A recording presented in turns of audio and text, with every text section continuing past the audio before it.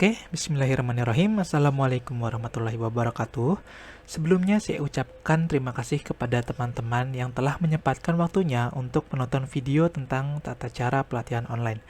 Nah, jadi pelatihan nanti akan kita laksanakan secara blended learning, di mana pelatihannya itu akan dilaksanakan online terlebih dahulu, kemudian baru dilaksanakan secara onsite di lokasi. Seperti itu. Nah, untuk materinya sendiri akan dibagi ke beberapa part. Nanti di sini kurang lebih akan ada 8 materi. Nah, yang pertama ini kita akan belajar tentang tata cara pengecekan dan penanganan kondisi saat terjadi gangguan pada koneksi internet. Nah, sebelumnya materi terlebih dahulu nih, kenapa kita menggunakan Zoom? Nah, jadi sebenarnya banyak aplikasi video conference selain Zoom seperti Skype, Hangout, dan Webex.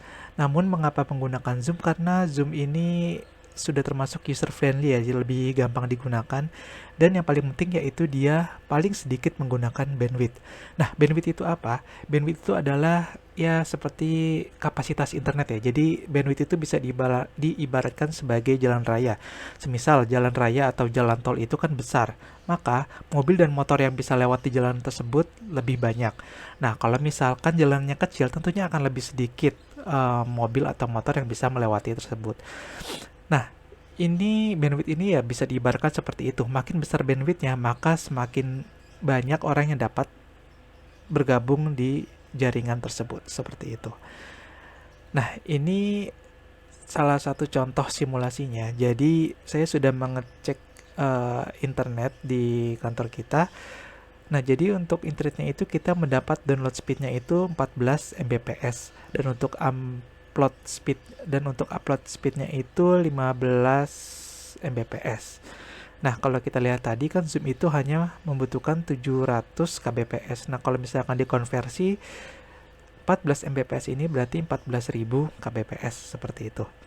Nah, ini sekedar simulasi. Misal bandwidth internet kita adalah 14.000 kbps dan untuk kebutuhan Zoom hanya 700 kbps. Nah, jadi cara menghitungnya adalah jumlah pengguna Zoom sama dengan bandwidth dibagi kebutuhan Zoom. Nah, jumlah pengguna Zoom sama dengan 14.000 dibagi 700, jadi jumlah pengguna Zoom-nya idealnya adalah 20 orang. Namun ini dengan catatan tidak ada yang membuka browser untuk streaming atau apapun saat melakukan pelatihan online seperti itu. Nah, kemudian resiko saat pelatihan online. Jadi, saya sudah membuat alurnya seperti apa. Semisal resiko mati lampu, nah kita kan sudah ada genset. Jadi, insya Allah ini aman. Kemudian, jika koneksi internet putus. Nah, penanggulangannya adalah dengan cara menggunakan kuota atau paket data. Dalam satu jam, Zoom dapat menghabiskan kuota sebanyak 360 MB hingga 1,35 GB. Nah, jadi jika pelatihan dilaksanakan selama 3 jam, maka amannya dibutuhkan kuota sebanyak 4 GB.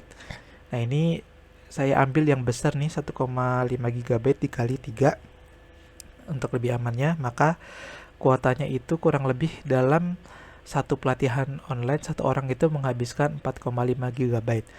Nah, namun disarankan berlangganan kuota di atas 6 GB untuk berjaga-jaga jikalau pelatihan dilaksanakan lebih dari 3 jam. Nah, ini jika koneksi internet putus ya.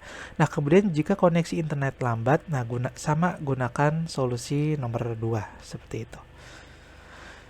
Nah, kemudian sulit melakukan breakout. Nah, nanti breakout ini akan saya bahas lebih detailnya di materi praktikum nanti. Tapi intinya saya akan jelaskan dulu breakout itu adalah membagi para peserta. Jadi Zoom itu kan Zoom yang kita berlangganan nanti akan dapat menampung sebanyak 300 peserta. Dan nanti peserta itu ada sebanyak 120 orang, di mana 120 orang itu akan dibagi-bagi ke 6 kelas seperti itu. Nah, jadi nanti setelah mereka selesai mengikuti pembukaan pelatihan, kita akan membreakout atau membagi mereka ke dalam ruangan kecil di Zoom seperti itu. Nah, untuk para panitia, jadi dimohon ini untuk menginformasikan kepada peserta pelatihan untuk untuk mengganti nama pada Zoom dengan format nomor angkatan underscore nama lengkap underscore nama BUMDes. Nah, jadi kemarin sudah kesepakatan bahwa formatnya seperti ini nih. Misal mereka adalah peserta pelatihan e-commerce. Maka nanti formatnya adalah seperti ini. Misal dia adalah e-commerce angkatan 1. Jadi EC1 underscore nama. Misal. Nah, kemudian nama BUMDesnya. Misalnya BUMDes Maju Jaya seperti itu.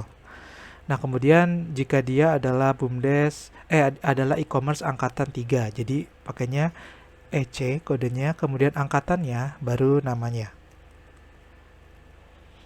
Kemudian baru nama BUMDesnya.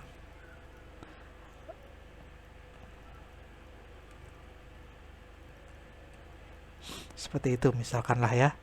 Nah, kemudian untuk materinya adalah pembukuan, maka kodenya adalah seperti ini. Misalnya pembukuan itu kodenya adalah BK. BK dulu, baru di sini kita masukkan nomor nama angkatannya. Misalnya dia adalah pembukuan angkatan 2, kemudian namanya juga. Misalnya dari BUMDes Sekar Mukti misal. Nah, kemudian misalkan dia adalah peserta pembukuan angkatan 4, maka kodenya adalah seperti ini, BK4 misalnya, dan ya nama BUMDes lah gitu.